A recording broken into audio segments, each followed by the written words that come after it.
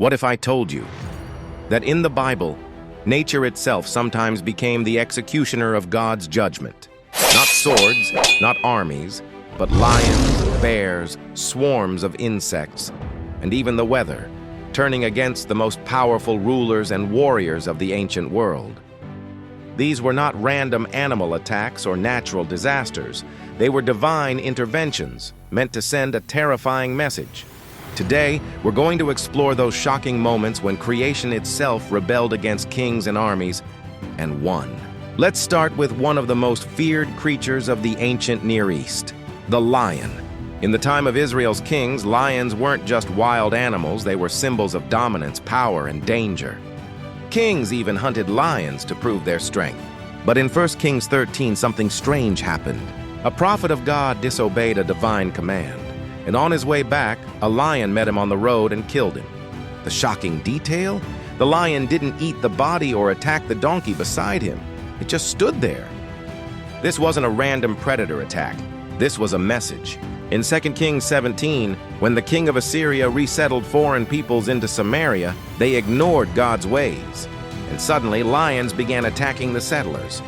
These attacks were so deadly that the king himself had to send for a priest of Israel to teach the people how to honor the Lord. Even mighty empires weren't safe. In Daniel 6, lions were the ultimate executioners in the lion's den. But this time, God shut their mouths to protect his servant, proving that even when rulers use nature to destroy, God could turn it into a miracle. Then there are the bears, rare in the biblical narrative, but unforgettable when they appear. 2 Kings 2:23-24 records a moment when the prophet Elisha was mocked by a crowd of young men from Bethel. They shouted insults, calling him baldhead. But their mockery was more than just teasing. It was deep disrespect toward God's prophet. Elisha turned, pronounced a curse in the name of the Lord, and suddenly 2 female bears emerged from the forest and mauled 42 of them. It's a grim reminder that even wild animals can become instruments of divine warning.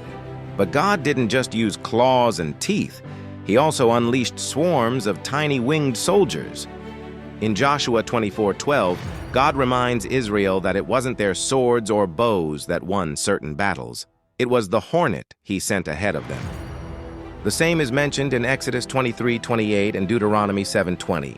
Supernatural hornet swarms that drove out entire nations before Israel even arrived.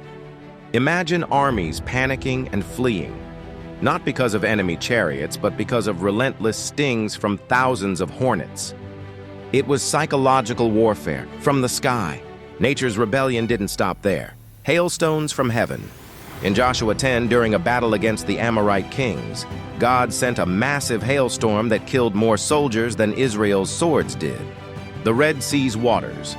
In Exodus 14, the most powerful king of the time, Pharaoh, watched as the parted waters swallowed his army in a single crushing wave. The earth opening up.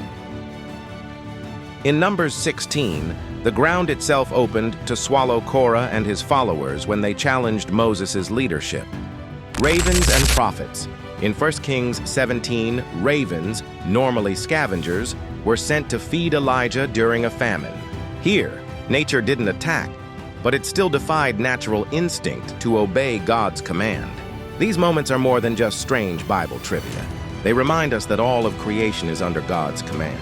Lions, bears, hornets, storms, rivers, he can turn any part of nature into a weapon, a messenger, or a protector. Kings and rulers may command armies, but they cannot control the wind, the rain, or the creatures of the earth. So next time you see a lion, a storm, or even a buzzing insect, remember, these aren't just parts of the natural world. In the hands of the Creator, they can become the most powerful forces on earth. If you enjoyed discovering how nature rebelled against kings, there are even stranger stories hidden in the Bible that you've probably never heard of. Subscribe now and let's keep uncovering the mysteries that history and nature are still whispering to us.